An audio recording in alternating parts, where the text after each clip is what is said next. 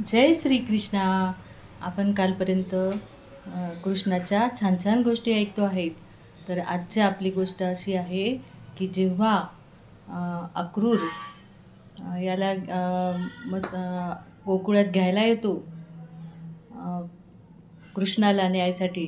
आणि कृष्णाला पण असं वाटत होतं की आपण याला जायला पाहिजे, मथुरेला आपल्या आईवडिलांना भेटायला पाहिजे. आणि त्यांनी खूप ऐकलं होतं यादवकुळाचं, 18 यादवकुळ, आणि अशा या यादवकुळांना भेटलं पाहिजे. आणि तेवढ्यात निरोप येतो की गोकुळामध्ये की अक्रूर हा घ्यायला आलेला आहे. कारण कंसानेच त्याला पाठवलेलं असतं. त्याच्या आधी खूप असुरांना पाठवून मारण्याचा प्रयत्न केला, पण बलराम आणि कृष्णाने सगळ्या असुरांना हाणून पाडलं. सगळ्यांपासून गोकुळाचं रक्षण केलं. आणि त्याच्यानंतर आपण बघितलं की राधेनी वैजंतीमाला कृष्णाला गळ्यात दिली, आणि ती शेवटपर्यंत म्हणजे आजपर्यंत ती वैजंतीमाला कृष्णाच्या गळ्यात असते.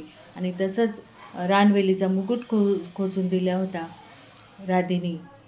राधा म्हणजे आपण काल पाहिलंच आहे, राधा म्हणजे काय, तर रा म्हणजे मोक्ष आणि धा म्हणजे लाभो. तर मोक्ष लाभो अशी ही धा. म्हणून आपलं कुठलंही आपण कृष्णाचं भजन म्हणत असताना आपण राधे कृष्ण गोपाल कृष्ण म्हणतो, कारण की मोक्ष लाभो असा याचा अर्थ आहे. कृष्णा मला मोक्ष दे. आणि मग गोकुळामध्ये ठरलं की इंद्रपूजा करायची. तेव्हा सभा भरली. सगळे म्हणत होते की दरवर्षी ते इंद्राची पूजा करता, इंद्राला भोग लावता, इंद्राला सर्व म्हणजे हे देतात. पण मग कृष्णाने सांगितलं की नाही, आजपासून इंद्राची पूजा करायची नाही. का म्हणून इंद्राची पूजा करायची? तर आजपासून आपण गोवर्धनाची पूजा करणार. आणि मग कृष्ण सांगेल तसं सगळे मोठ्या मोठ्या लोकांनी सुद्धा कृष्णाचं मान्य केलं आणि गोवर्धन पूजाच करायची ठरली, आणि ती झाली. पण इंद्र कोपला आणि इंद्राला राग आला, आणि म्हणून काय झालं, इंद्राने मग धो धो धो धो धो धो पाऊस पाडला. विजांचा गडगडाट कडकडाट आणि खूप पाऊस, सगळे गोकुळ जलमय झालं. आणि म्हणून मग कृष्णाला काय करावं लागलं, सगळे गोप सगळे आले कृष्णाजवळ, आणि आता काय करायचं. आणि म्हणून मग त्यांनी ते गोकुळ सोडलं, आपल्या सगळ्या गायी गुरं सगळं घेऊन, आणि दुसऱ्या गोकुळात गेले आणि गोवर्धन पर्वत उचलला, आणि त्याच्याखाली ते राहिले पाणी सगळं कमी होस तर त्या गोवर्धन आणि सगळ्यांनी त्याला काठ्या लावल्या. आणि असा हा गोवर्धन उचलला, म्हणून त्याला कृष्णाचं दुसरं नाव काय आहे, तर गोवर्धन पण आहे.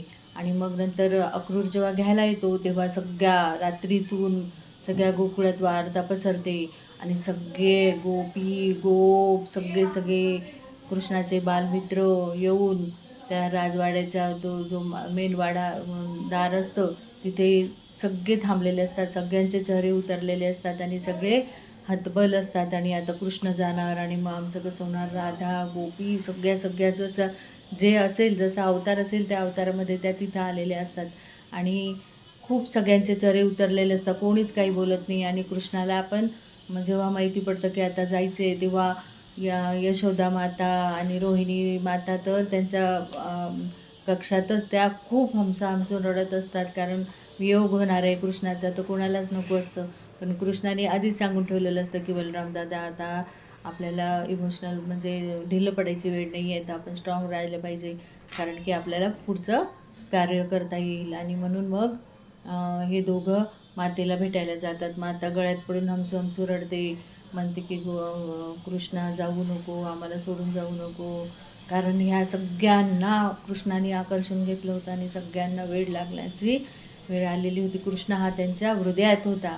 आणि अशा कृष्णा सगळ्यांचा निरोप घेऊन अक्रूर मोठ्या रथ घेऊन येतो 5 घोड्यांचा, आणि त्याच्यामध्ये नौकेतून ते रथ आणतात. आणि मग अशा ह्याच्यातून कृष्ण जातो. आणि गेल्यानंतर सांगतात अक्रूर की कंस हा फार वाईट आहे, आणि यांनी एक कुवलपीड नावाचा हत्ती आहे, त्या हत्तीला दारू पाजून आणि खूप असा मस्त हत्ती त्या हे करून ठेवलेला आहे, का तर कृष्णाने बलरामाला मारायसाठी. आणि हे एकदम कोवळे म्हणजे 10-12 वर्षाचेच मुलं असतात दोघं पण. 1 वर्षाने फक्त बलराम दादा मोठा असतो. आणि असे मुलं पण यांना मारण्यासाठी मोठे मोठे चाणूर मल्ल असे ते तयार करून ठेवलेल्या असतात. आणि मग अशा तयारीत हा कृष्ण असतो. तरी पण हे जातात आणि सगळे गोकुळवासी त्यांच्यासोबत जातात आणि पूर्ण मथुरा कृष्णाला पाहण्यासाठी, बलरामाला पाहण्यासाठी छतावर आलेले असतात आणि ते बघतात की बलराम कसं आहे, कृष्ण कसं आहे आणि त्यांना खूप आनंद होतो आणि त्याच्यावर इतका पुष्पांचा वर्षाव करतात. आणि पुष्पाचा वर्षाव केल्यानंतर तो संपूर्ण असा लाल होऊन जातो कुंकाने. आणि मग त्याला भेटते तो कुवल नावाचा हत्ती, कुवलपेड नावाचा. आणि मग तो माहूत त्याला सोडतो आणि कृष्ण त्याला त्याचा समाचार घेतो आणि त्याच्यासोबत 2 हात करून त्याला ठार करतो. आणि मग नंतर बलराम आणि कृष्ण दोघं त्या कंसाच्या याच्यात जातात, धनुर्याग असतो तिथे. आणि तिथे गेल्यानंतर तो पाहतात तर तिथे 2 मल्ल असे उभेच असतात युद्ध करण्यासाठी. असे कितीतरी मल्ल असतात आणि त्या 2 चाणूर आणि एक बलराम याला एकेकाला ते ठार करतात. आणि असं ठार करून करून करून नंतर मग कंस येतो आणि कंसाला पण कृष्ण ठार करतो युद्धामध्ये. आणि जेव्हा कंस मरतो तेव्हा सगळे लोक म्हणजे जयस्तु कृष्ण, जयस्तु कृष्ण, कृष्णा कृष्णा जयस्तु. आणि मग नंतर कृष्ण सगळ्यांना बोलवतो, कोण आहे बा तिथला सेनापती, कोण आहे मंत्री, आणि त्यांना बोलवतो आणि त्यांना सांगतो की अग्रसेनला जेलमधून काढून त्याचा राज्याभिषेक करण्याची तयारी करा.